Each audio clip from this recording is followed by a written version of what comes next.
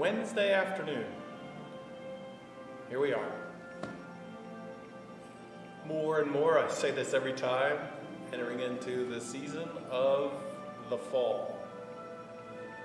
Hi, I am Pastor Lou Kilgore. I'm currently serving here as the pastor for the community known as the High Mountain Presbyterian Church. Sounds like we're in Colorado or something, but we're not. We're just here in Franklin Lakes, just a little west of the George Washington Bridge and in Bergen County, New Jersey. This is the pastor's chat. This is your chair. You have to use your imagination a little bit to be a part of this experience, because you have to kind of imagine that in your life you've taken a moment when you turn this program on to sit and listen to a pastor or to talk with a pastor. And the really cool thing is, on your side, you get to talk, and if you don't like what you say, it's okay, because I can't hear it. But I like you to imagine that you're talking to me, and that your questions might become your questions or comments about this life as we pass by this milestone of another day at 2 o'clock in the afternoon. And we think about our lives and how we are. So how are you, my friends? It's been 24 hours since I asked you that, and I'm back again in this season of fall. I've been continuing to think along this line of the things that I've been talking about, and that is the things that go bump in the night, and the things that scare us, and the threats that we experience in life.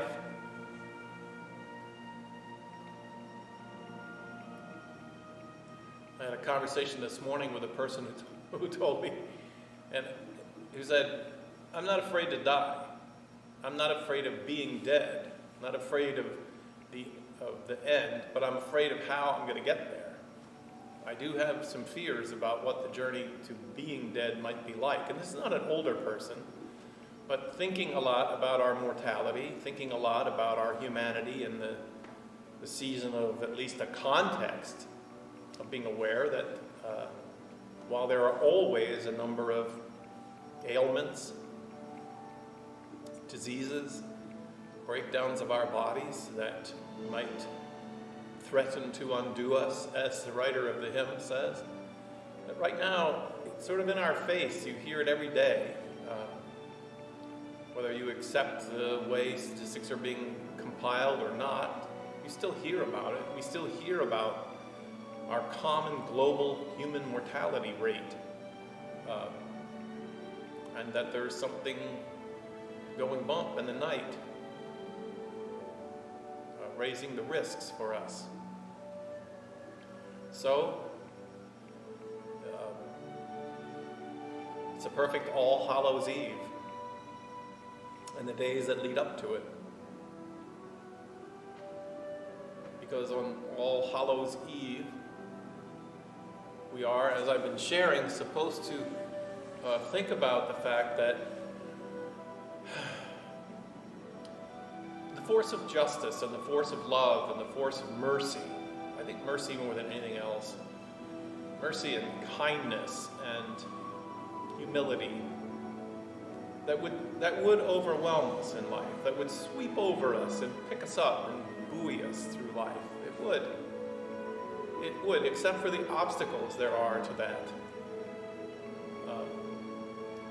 I don't know the sources, but our own pride, our own lack of care for ourselves, the things that we do and force our bodies to endure that aren't really fair, bad habits.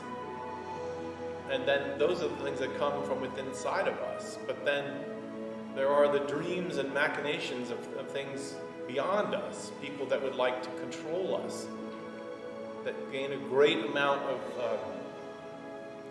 strength or joy in having other people to control, to manipulate. I think in the American dream, in the dream of democracy, there is the idea that human beings thrive best when they thrive in freedom. And And that's not necessarily a freedom that's given to just do whatever you want to do, but it's a freedom from something. It's a freedom from oppression, freedom from slavery, from someone else taking our lives. These are things I contemplate on Halloween. These are the things that come, not always in the night. Sometimes the night, surprisingly, is a great friend. Sometimes the darkness is a real friend because it's a leveler of the playing field. I remember one time I was leading, I don't know, it was like a winter retreat, but not really in winter, it wasn't that cold. And we'd gone up to Camp Johnsonburg, and at the time I was pastoring a church that was kind of in the suburbs of Trenton, in Ewing. And then there was another pastor who was a friend of mine who was pastoring in a more urban center right outside of Trenton. And we decided together to combine our two youth groups of teenagers. My group mostly white, as far as race, and her group mostly black. And two Presbyterian groups, they had been together before, and so we traveled up to Johnsonburg, which is a camp up near Hope, New Jersey. And it was the first time that I realized that there are different things that frighten different people. For most of the kids who grew up in the suburbs, going into the urban centers at night, especially, and walking the streets at night, even though there's street lights and there's light, it was a frightening thing. That would raise their, if not their fear, at least their cautiousness. They would be on guard to go into the denser populated areas because their mind had told them the risk is higher of something bad happening because there's more people there and they're more densely populated. It's just, I grew up in I grew up in farm country. Most of my life, across the road, as we called it, there was endless fields, just rolling fields. They got developed later, but it wasn't uncommon to see a combine reaping wheat and picking corn. And so at the night, these two groups that got together, we got on a big bus and we went up to Hope, New Jersey. We went to Johnsonburg and we unpacked and we got into our cabins. Boys in my cabin and girls in her cabins. And our two groups were just nicely blended. What I was aware of was, all of a sudden, the trip meant something different for the kids that had come out of the more urban areas. One young man sat on the wooden steps of the front of the cabin and said, "Wow," he said, "it is really dark out here, really dark. And that frightens me to death because I don't do dark. I don't do the darkness. I don't go into the darkness because the darkness is a place that frightens me." And I had to admit that for me, growing up in the country, it was really the opposite. I have walked many, many dark country roads. I have. And for me, the darkness is a great leveler because I can't see, but neither can they. If there's someone there seeking to do harm, I'm going to run and hide, and the darkness will hide me. It's just, I'm not saying that I'm perfectly fine with the dark. I'm just saying that it's interesting to me that given what you experience, different things really form the content of your fears. For the urban youth, being out away from streetlights was dangerous, really dangerous. For the suburban and country youth, being in the city was it raised their caution. So in this week leading up to All Hallows Eve, what frightens you? What frightens you? The darkness excites me. I love a very, very dark night. You can see things in the dark that you can't see during the day. I've been working a lot in my own life on this metaphor of darkness is symbolic of that which we need to be afraid of. I don't think it's true.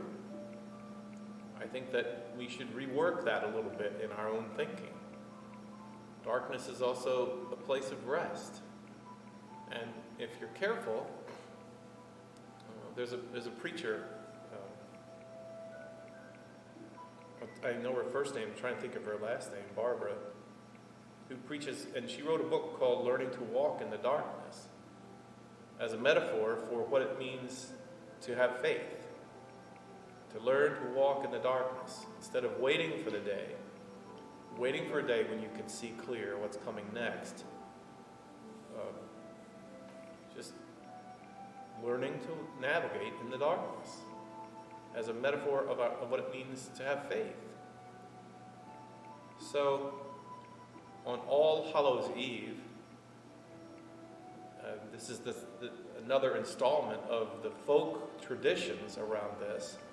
Part of the way the costumes and going out on the night before All Saints' Day in costume on Halloween, the idea was that when the enemies of our life, the ghosts, the goblins, the skeletons of our closet, and the things that would undo us that we're afraid of, when they're going to come knocking on our door, and they're going to come demanding something from us.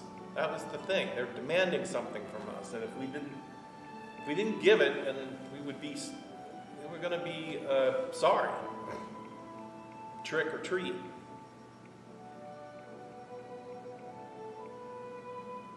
The idea in the folklore was that the best way to defend yourself against, this is where I'm headed to. The best way to defend yourself against something that you fear is to dress up like that fear. And go out among them. To me, it's just a really cool idea. I have no idea how it would translate really into our lives, but I like things that stir our thinking into alternative ways of facing problems and challenges. The idea of if you find yourself, in a long dark tunnel, run to the light at the end of the tunnel. Run to it. In this metaphor of Halloween, it seems that the folk wisdom that emerged behind the big bluster of little children dressing up in all kinds of costumes now. It's not even just things you fear. It can be Raggedy Ann and Raggedy Andy. It can be, my daughter was a chicken one year, and when I was a little boy in Lambertville, I dressed up as a hobo. And I marched in the parade, and I won. I was a little hobo. I don't know, maybe there's a fear wrapped up in there somewhere too, but the idea behind this folk wisdom was that one of the ways to cope with these things that assault our way of life, our happiness and our serenity, is to don the carpet or don the costume of those things and go out among them. So that if you're dressed like a ghost and there is a ghost that's coming to your house, you walk past the ghost, they won't know they won't know it's you, and they'll leave you alone. So you get to hide among the things that you fear. They won't know how to find you.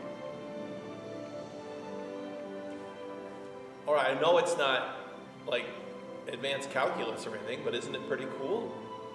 Isn't it a great idea? Isn't there some way, as you're thinking about your life and the things you might be afraid of, or the things that you fear coming at you,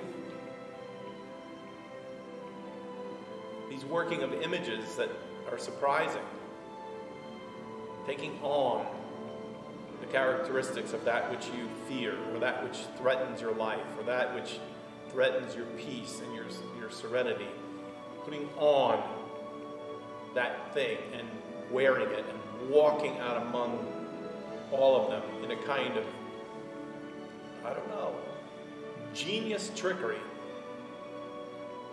I don't really know what it means, but there's something in there for us. There's something deep in there for us. And that's why I think Halloween is growing. It's growing in its folklorish existence. More money is spent on decorations and drawing attention to the colors changing from yellow and green to orange and brown. Death approaches in the fall. It's dormancy, but it feels like death. How do we dance with death? How do you dance with it? Whatever the folklore means, what it doesn't mean is pretend it's not there. It isn't go hide in your house. It's something opposite of that. And even though it doesn't sound the same as it translates into action, it reminds me of my friends who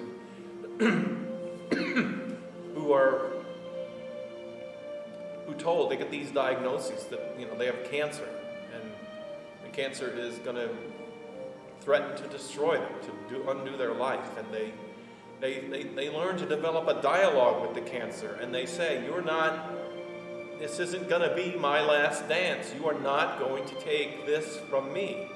And it reminds me of this tradition of Halloween. Go out among it. Develop a strategy. Stand and deliver. Is that crazy? I think so.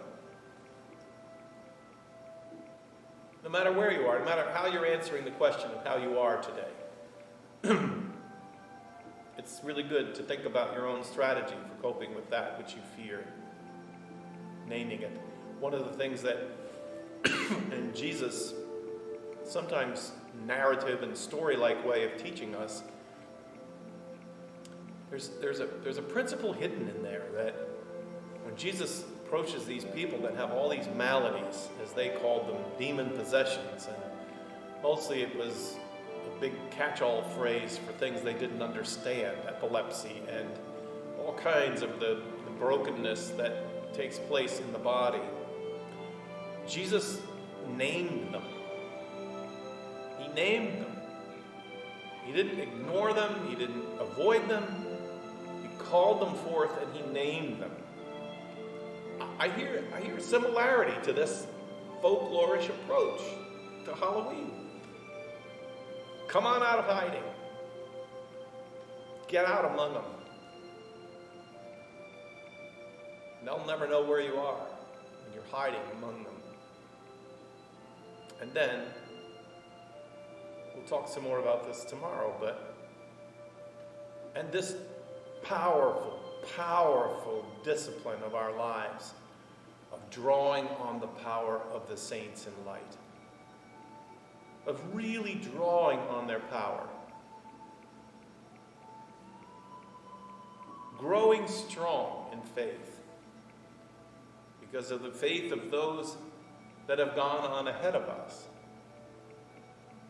allowing our lives mentally, spiritually, physically, reading books about people maybe we didn't know personally, but people that inspire us, people who've been through difficult times, not so we can say, oh, well, my life's not as bad as that, but people who've endured.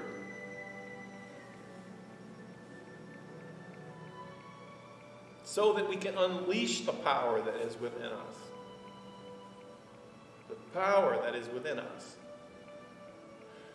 To both endure and to overcome. But winning against the powers of death and despair and injustice, bullyism, people who put themselves over us only to push us down further, winning against these broken shards of human relationships, Doesn't mean that we won't end up dead. Doesn't mean that we won't get wounded. Doesn't mean that there won't be hard times. Doesn't mean that life will be a dream because we're pursuing the good and just causes. No, it doesn't mean that at all. There are massive losses to be encountered in this journey of faith. But we learn from the saints who persevere. Who persevere. I'll leave you with this thought. So I started my this version, the YouTube live version of my reading through the Bible class, and I'm going to be doing it every Wednesday now. If you missed it this morning, you can catch it recorded, or you can also participate in it on every Wednesday morning at 9 o'clock. It'll be live, just like the chats are. But I'm going to have my phone there, and you'll be able to write comments or questions.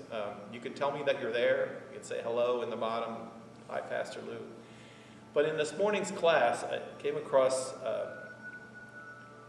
we were starting into the book of Job, who suffered tremendously in his life and endured in faith.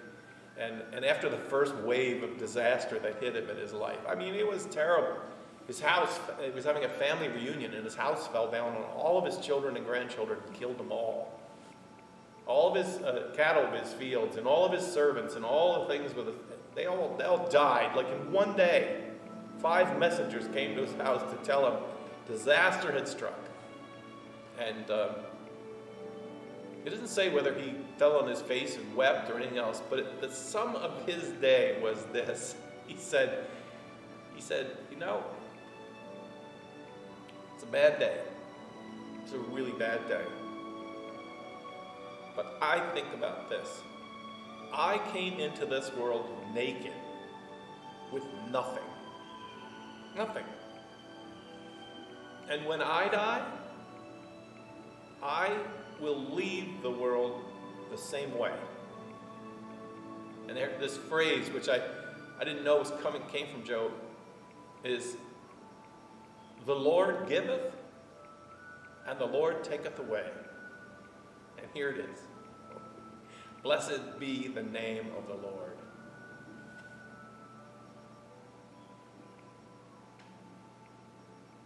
During Halloween, during the journey into fall, with the dormancy of all that's green and growing, we think about what helps us to endure, to remain strong, to go boldly into whether it's the darkness we fear or the bright lights of things that are coming, whatever. May God strengthen you, as I hope God strengthens me with just a piece of that kind of faith. The Lord giveth, and the Lord taketh away. Blessed be the name of the Lord. Thank you, my friends, for this little journey, and tomorrow we'll talk some more about the saints and sainthood and saints for our lives, and throwing our anchor onto the life of someone who endured and thriving in life. God bless you. I'll talk to you tomorrow.